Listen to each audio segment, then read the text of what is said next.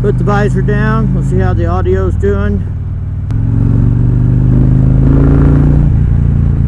We'll see how if you pick up the exhaust notes any there on the bike.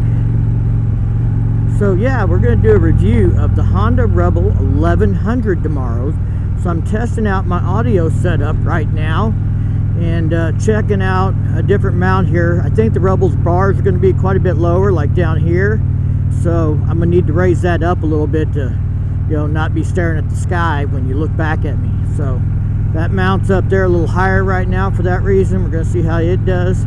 I don't expect the Rebel to vibrate as bad as this bike does. I've got apes on this, so the longer your bars, the more vibration there is at the end. Plus, this is a bigger motor, and it's a Harley V twin, not a parallel twin. So I expect some vibration. But yeah, I'm kind of excited. I got word that we were going to try and do this. Originally, it was maybe just going to be like an unboxing video and a walk around. Didn't know if we were going to get permission to do a first ride. Some stuff changed, and I am good to do a first ride video on the Honda Rebel 1100 DCT model tomorrow. So I'm looking forward to that. And that ought to be fun. Now, I'm going to kind of go over the specs of that bike again. This is a 86 horsepower, they say now that it's out. 72 foot-pounds of torque, I think. It's a little different profile than the Africa Twin engine, even though it's based off that engine. They changed the flywheel, did a few things, and I think have a different pull setup for the cams or something to firing order to, you know, make it feel a little different and have a little different response. This is a DCT model, so I was a little concerned about knowing how to operate the rider modes and the automatic versus manual shift, and I wanted to be able to play with that stuff a little bit. I'm not going to get to take this bike real far. It is brand new. Nobody has bought it, so they don't want to put a bunch of miles on it, because then of course somebody's going to try and, you know, Jew them down on the price. But they are going to let me take it down the road and back a few miles, and I'll get a feel for it. So yeah, any miles are better than no miles, right guys?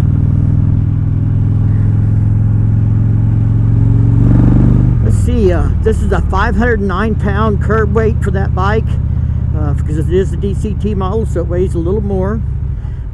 Ergonomics on it's going to be interesting. You know, everybody talks about, oh, it's got 34 degree of lean angle, like it's going to ride like a sport bike. Well, lean angle doesn't make it ride like a sport bike. My big old fat bagger here has got 32 degrees of lean angle. I've rode with Dynas that were dragging their frickin' pegs when I wasn't dragging, because I got more lean angle before I scrape. And one of the comments I'm hearing in a lot of the videos is about the foot peg location seems to be kind of tucked in and narrow. The thought was that that was supposed to help them get more lean angle, but I think it may be hurting the ergonomics. And here's my thought to Honda on this. Okay, this is a cruiser, and yeah, you want it to corner and handle well.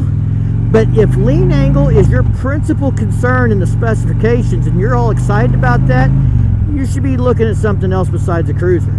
If we're looking at cruisers, we shouldn't be overly concerned with lean angle. Yeah, I mean, you don't be dragging all the time, and people are already saying that they drag on this. So even 34 degrees is not enough if you're going to try and ride it like a sport bike. So I guess, you know, that's kind of like on the bagger things where people get all blowed up over horsepower in the Indian Challenger video, where the Indian Challenger versus the Road Glide, and they're doing all these horsepower tests and drag racing and all that stuff, and it's entertaining and it's interesting, and I'm not trying to take anything away from Indian, but the reality is a half a second in the, you know, on the drag strip average difference is not going to be a deciding factor in buying the motorcycle. Comfort, technology, styling, you know, those things are all going to play just as much of a part or more.